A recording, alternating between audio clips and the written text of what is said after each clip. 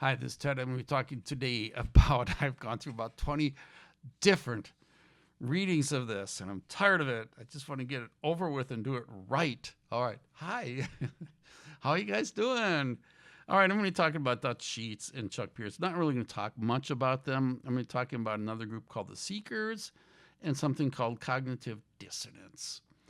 Because it relates so much to Dutch Sheets and Chuck Pierce. And usually I never really deal with Dutch Sheets, at least I haven't yet.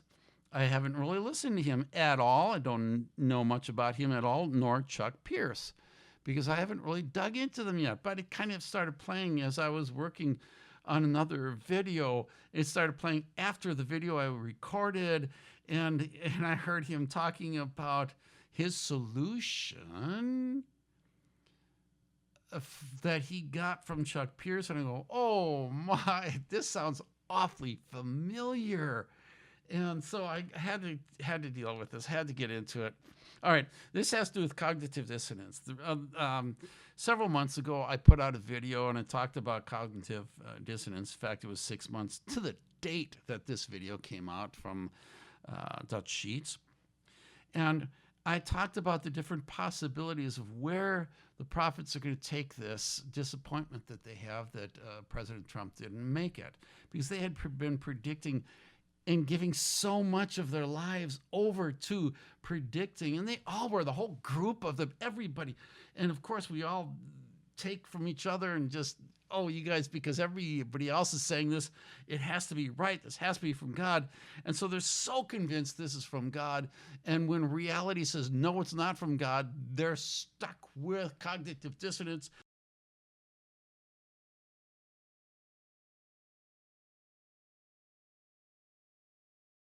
And they don't like it. It's inner conflict. It's inconsistent. It's contradictory.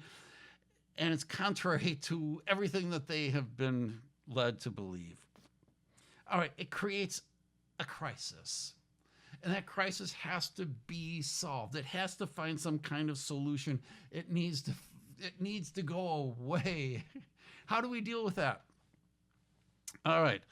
First of all, this book by Leon Festinger, When Prophecy Fails, he deals with this. He's done some research into the past with different groups that predicted that Jesus was going to come back in such and such a date, or predicted that that Israel was going to be taking over Jerusalem again, or whatever it is. All these different predictions that in their life it didn't happen.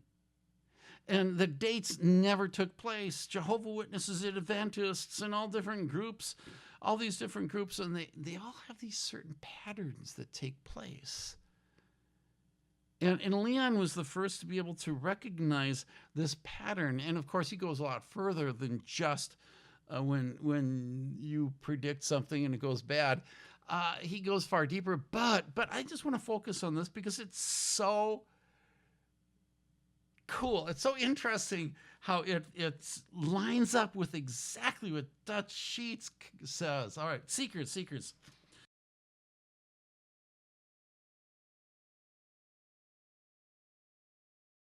One person says that the revelation comes from Captain Video. Don't know if that's true yet, but it sounds interesting.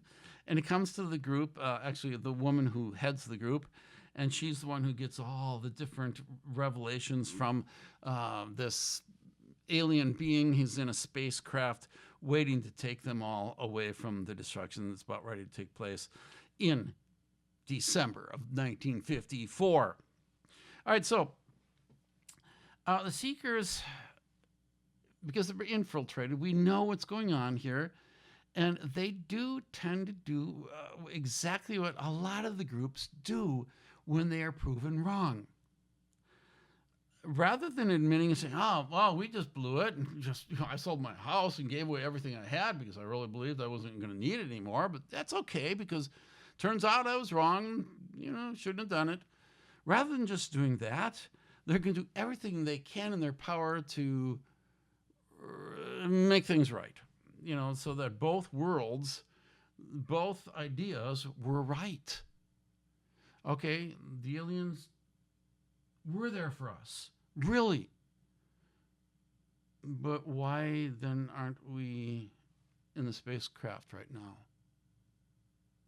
Well, the first thing they do is push out the times. Now, times are easy to push out. Why? In other words, the dates. I think the Jehovah's Witnesses, Adventists did this, and the Seekers do this, and other groups have done it as well. But they push out the dates, because dates are not as important as the substance of whatever it is we're waiting for. All right, I made a mistake. It's not really going to happen today. It's going to happen next week. Now, the Seekers did this by minutes at first, and then days, and then finally, after a week, they gave up. And I'll tell you why they gave up. They didn't need to push out the dates anymore. They came up with the answer. And that answer is cognitive, cognitive consistency, it's called. So when we have cognitive dissonance, we need cognitive consistency. Once I have cognitive consistency, then everything's good. They are informed. The woman who's in charge, she is informed by the alien. You guys were such a light to this world. You guys were so faithful, so awesome, that the God of this world has decided not to destroy the world.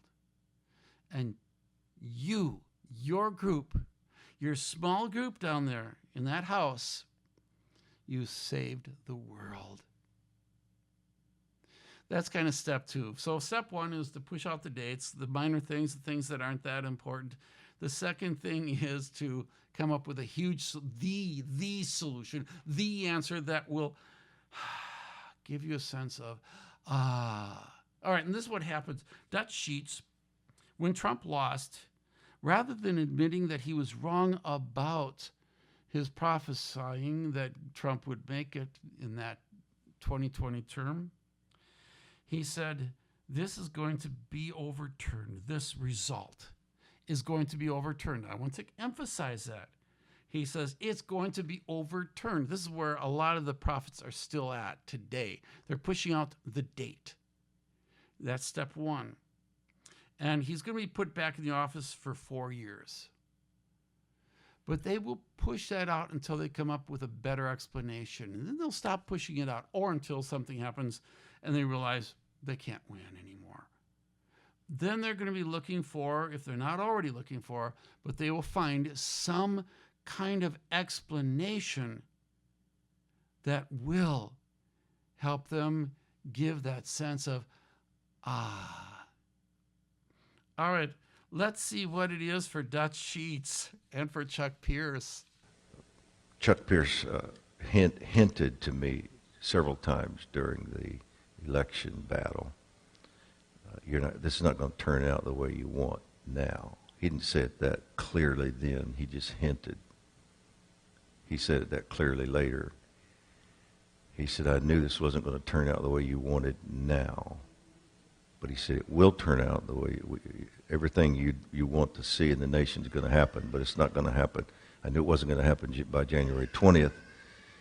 But he said, the reason I didn't say that to you is because I didn't want you to get discouraged and stop what you were doing, because it was critical that this prayer that was happening for the nation continue to happen, and even for the exposing of the evil and the righteous government put in. And then he said this to me several times.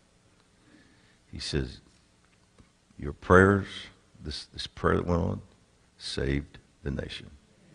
That's what he said. Save the nation. And he was emphatic about it. He said, I'm telling you, save the nation. And